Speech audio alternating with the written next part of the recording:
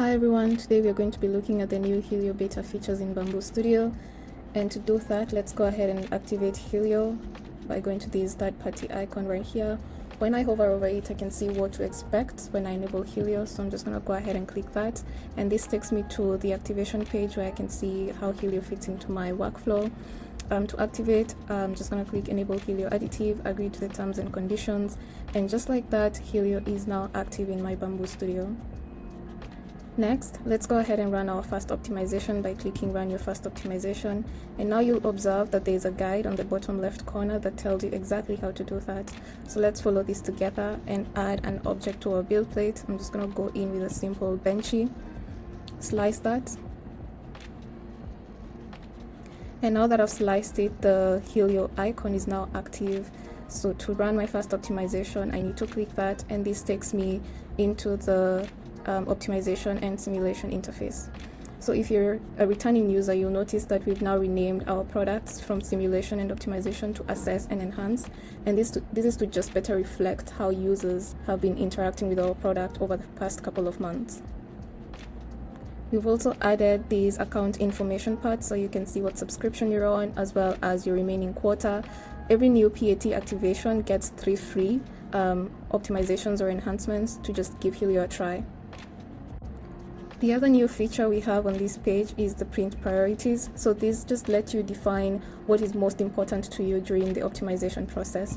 You can choose between speed and strength, which means the fastest possible print and also the strongest print, or you can choose to preserve surface finish if you want to maintain that slicer tuned finish. And the newest addition to this list is the enhanced surface gloss, which is available for materials with a glossy finish such as PLA silk, and this just helps you get the shiniest possible print. For this demo, I'm just going to stick to the default, which is speed and strength. You can also choose which layers to optimize, so you'll notice that the default is layer 2 to the last layer, and this is because we don't optimize the first layer to ensure that the bed adhesion is maintained.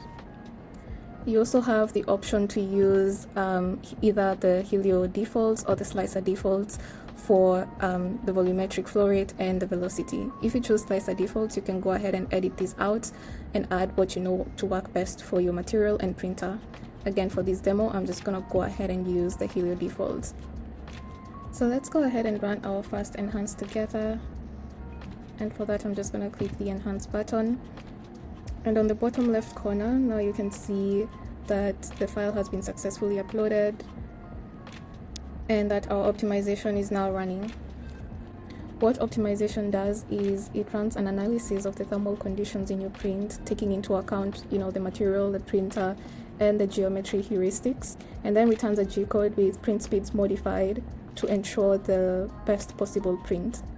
So now that our optimization or enhancement is done running, let's review the results summary. On this page, you can see the print time improvement. So on this benchy using the X1C and Bambu PC, we saved about 17 to 18 minutes of print time thereabouts. The thermal quality index also improved by a high value, and the consistency also improved quite a bit. So thermal quality index is an internal measure of how well the layers in the print will bond, and hence how strong your print is. The scale goes from -100 to 100, with -100 being that your print is too cold, meaning the layers are not going to bond very well, and 100 simply means that your print is overheating and will likely fail, and 0 is the ideal temperature. So you want most of your print to be around the the 0 range and to be mostly green. It's also important for us to understand what the thermal quality index does and doesn't tell you. While it's a powerful diagnostic tool, it's worth understanding that it's not intended to predict overhang quality or prevent material from drooping, especially at steep angles beyond 45 degrees. This is because for such cases, gravity plays a much larger role than the thermal conditions. It should also not be relied upon to assess bridging performance, which heavily depends on cooling, speed, and material properties. That said, thermal quality index is a very effective tool at surfacing or bringing to attention those issues rooted in thermal behavior. Think of things like weak layer bonding caused by insufficient temperature at the bonding boundary, or an increased risk of warping due to uneven heat distribution and residual stress buildup. As you use Helio, think of the thermal quality index as your go-to tool for catching thermal defects, not geometric ones. So to view details or to view the results layer by layer, I can simply click view details, and now I have the thermal map of my entire print. I can use both the layer and the toolpath analysis tools to see how my print is performing at a more granular level. If I want to pull back my summary, I simply click view summary, and that brings me back to this page right here.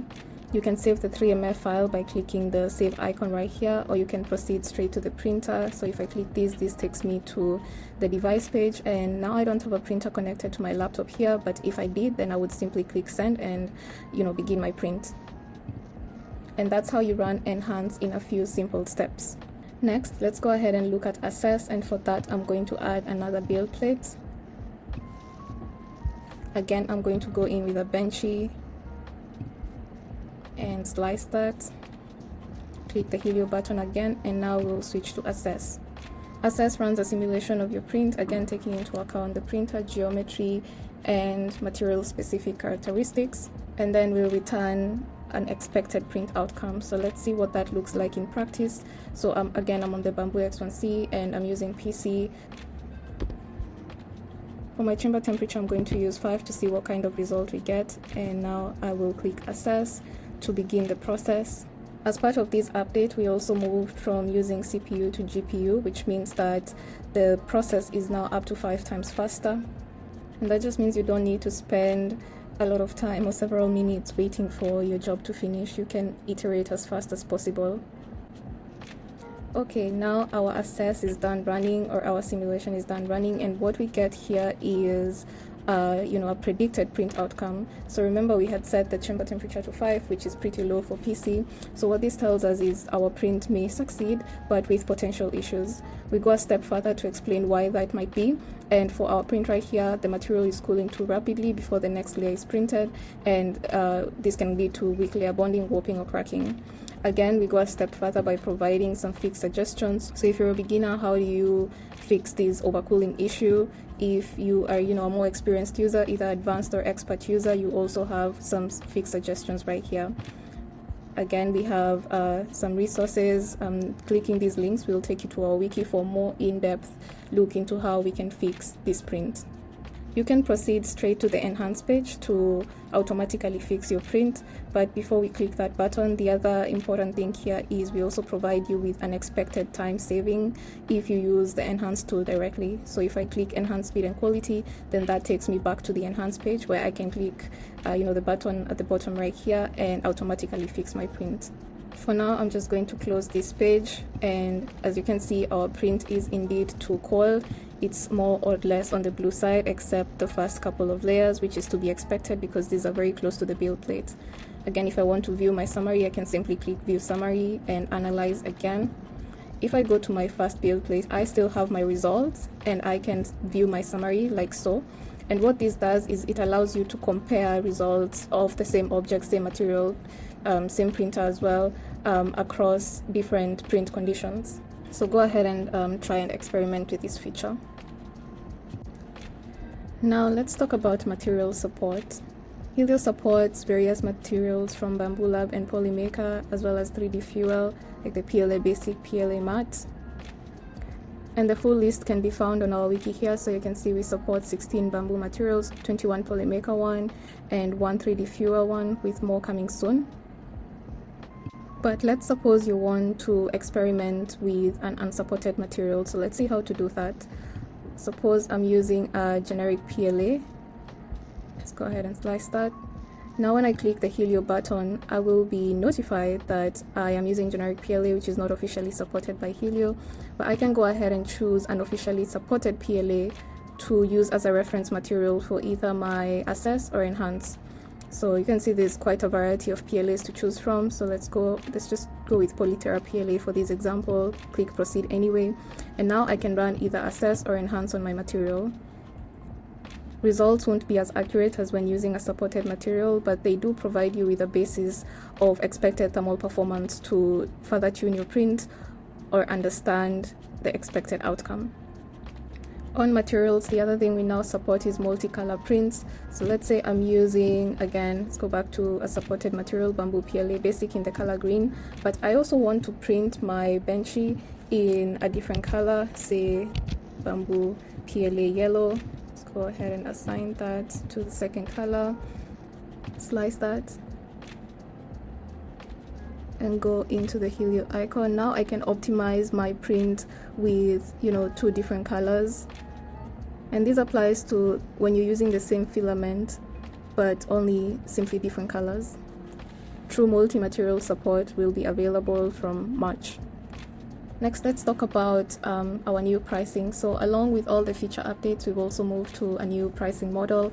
So if you're a non-commercial user, you can now get unlimited quota for $9.99 a month. To manage your subscription, you can go to our store by clicking either one of these 2 links. We also have a free 2-week trial that comes with unlimited optimization, so that means full access to the enhanced tool for 2 weeks. And to activate that, simply click one of these 2 links to go to our store, verify your email, and your free trial will be activated. So let me go ahead and do that for my account. Now that I've activated my free trial, you can see I'm now on a free trial subscription with unlimited quota. So go ahead and take advantage of this free trial to start using Helio on virtually every single one of your prints. The other exciting feature that we have is the ability to view your last 10 optimization or simulation runs. So to do that, just click the activation icon, click Enable Helio, and then click on History. And what that shows you is all your previous runs. So you can see here the optimization or enhancement that we previously ran, as well as the simulation, together with the print outcome. I can click on View Details to pull up a summary of the results. Or I can go ahead and download my G-code by clicking on this Download G-code button right here. If any is missing, say due to network issues, just click on Refresh. And that's basically it. You're now all set to start using the new Helio beta version in Bambu Studio. Go ahead and download the latest beta release from the Bambu Studio GitHub page. In March, we will have automatic fan speed optimization as well as true multi-material optimization. Thanks for watching and stay tuned as we continue to improve Helio for our users.